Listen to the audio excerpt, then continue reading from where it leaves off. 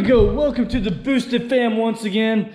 Hate to say it, but I do believe next video, this bad boy will be gone onto a different home. Not better, but different. Someone that's got a little more time and less projects than me.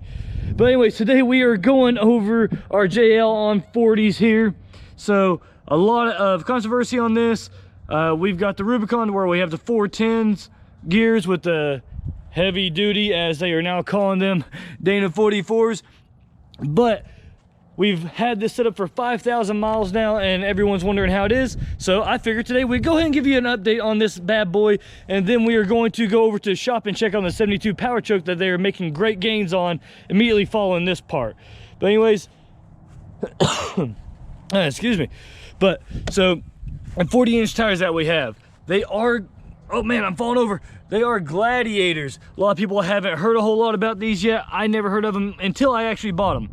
But surprisingly, for 5,000 miles on them, and a lot of it's interstate, which is what mud train tires absolutely hate, is the interstate, they're actually doing pretty well. Everything is wearing properly, no cupping or anything like that.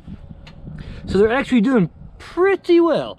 And a lot, I do have one rub spot right here, guys. Right here it is. The inner fender at full turn on a crazy angle. I did hit it one time, and now I've got to knock it back down, or maybe even just cut out a little section right there with the grinder. Just cut out a little bit, and then actually probably go ahead and cut back here. These are just some of the things we've run into over the 5,000 miles running these 40s. Granted, the way the setup is on these suspensions, whenever this back tire goes up, it actually goes diagonally backwards as well. So it goes up and away from this, so we've never hit this or anything, but just the look, so it doesn't look right. I mean, just if I cut it along that angle right there, man, it just looks so much better.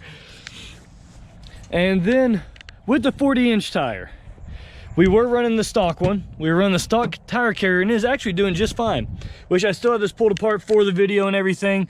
But this is where we put in the new tire carrier and worked on everything. And I went ahead and re-tightened everything, make sure everything was nice and snug. And yes, I did break the hinge while doing this, as you can tell. But, whoops. So, fuel mileage. It's a big one for people. Let me jump in here and show what we are getting on the lie detector over here. I'm going to show you every mile that we've driven with this Jeep, and we put the 40-inch tires on at 1,000 miles, so, or just past 1,000 miles, so you can see we're just over 6,000 now.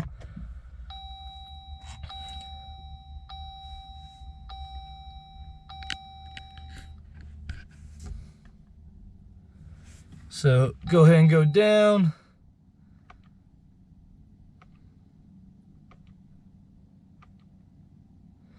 There you go. This is just on the amount of fuel that I have used so far.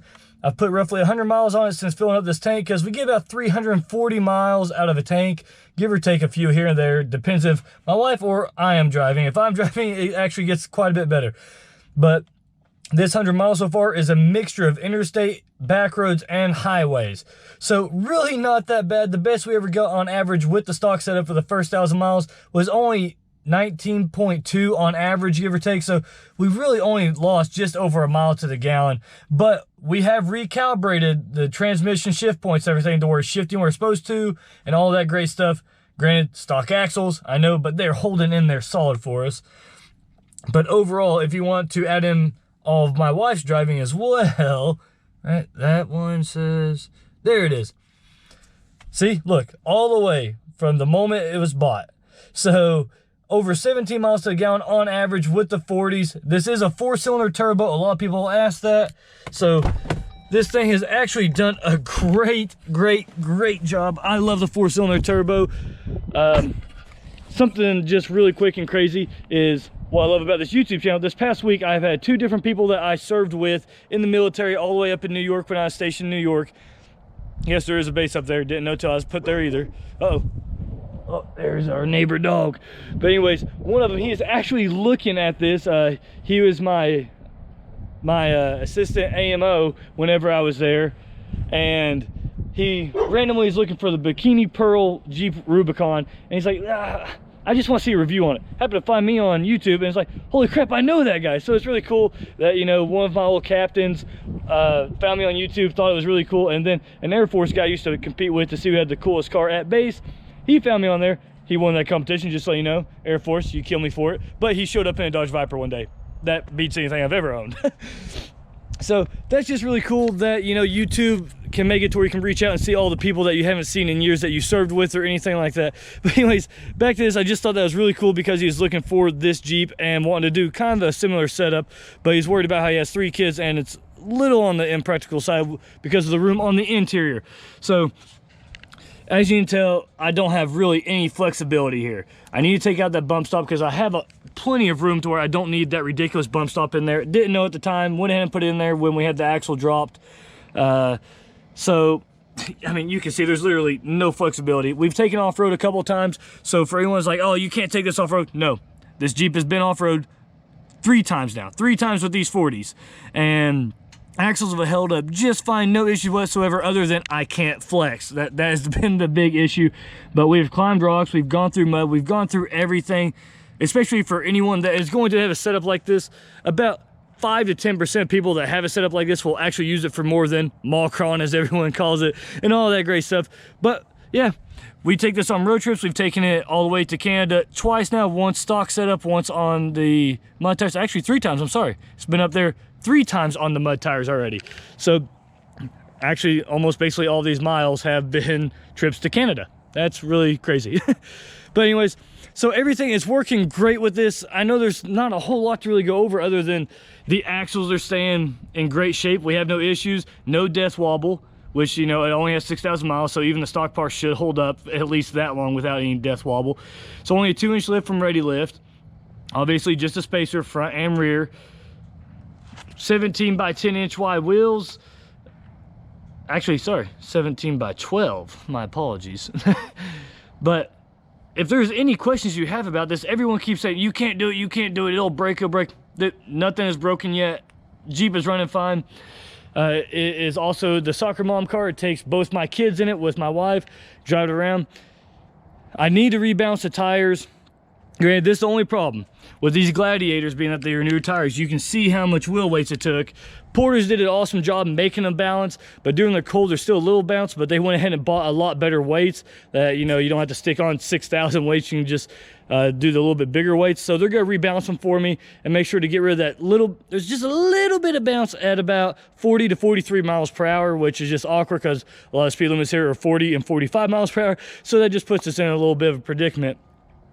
But never rub these fenders, never hit them or anything while being off-road, which I have this much flex, but haven't hit the rock rail. I did have to trim the rock rail up here because it was hitting at full turn.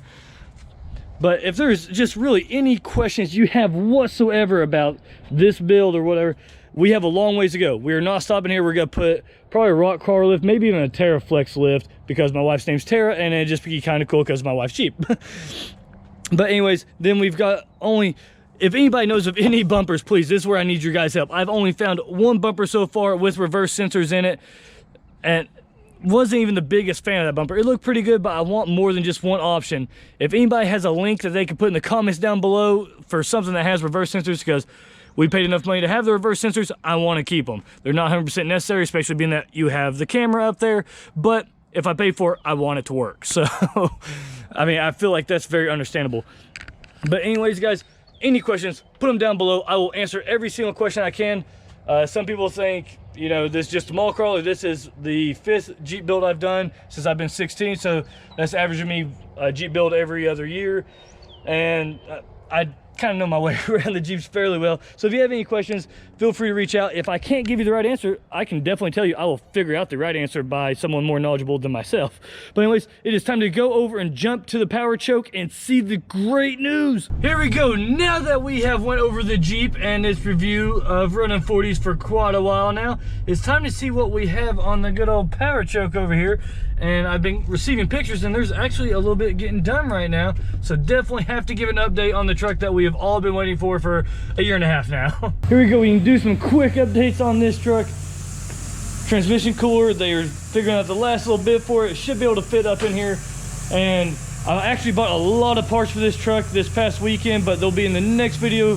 I paid for them, but I've got to go pick them up. But getting rid of all of these different issues. All this stuff's got to go. And I mean, look at the Bondo over here. I mean, like, really? Why? Just why? Come on. So, new axle, new lift kit. So basically the whole front end is new. As you can tell, it's a lot better axle than, well, you can see that really dirty one back there, which we'll go check out here in a second. Hey there, I can actually see the custom made mounts and everything a whole lot easier now. Then here you go. The rear end is lifted now, so you can actually see about how tall it is. Well, I mean, I'm not the best example, but this is how we measure here. So, well, I'm 5'10" and it's right above my waist. So there we go. Everything looking good. Drive shaft should be put in today, hopefully. It's already ready and everything, but I'm not sure if they want to put that in before finishing all the measurements for the tank that we're still waiting on. And hell, let's just go ahead and do this real quick. Move this little guy over, up, one-handed, a little harder. There we go. All right, so as you can tell, it's not gonna be sitting that high. It's not too far off, as you can tell right there, but obviously it'll compress some whenever the suspension's lowered down, but dang man, that's gonna be a big truck. I don't know whether you can tell or not, but that is actually a 35, so man, I'm excited. All right, but anyways, we will head back to the house to finish this up. There's our big boy. There he is. You wanna go for a ride in the Jeep? How about Powerchoke, huh? No, don't know yet? I took his bananas away. Oh, mean mom. All right, guys, anyways, if still, once again, like from earlier, if you have any questions about our build or what the 40s can do, we're running stock axles. Everything's just fine. You all seen the update on Powerchoke. I should be getting pictures tonight of it on the ground and everything, but I'm still held up by the tank. I hate to say it, still held up by the tank. Hopefully that issue will be resolved very, very soon, because I'm becoming extremely disgruntled, just like a lot of you people are that have been waiting for this over a year now. Anyways, I hope you all enjoyed the video. If you did, please give it a big thumbs up. Stopping by for the first time, please subscribe. You all have a great day.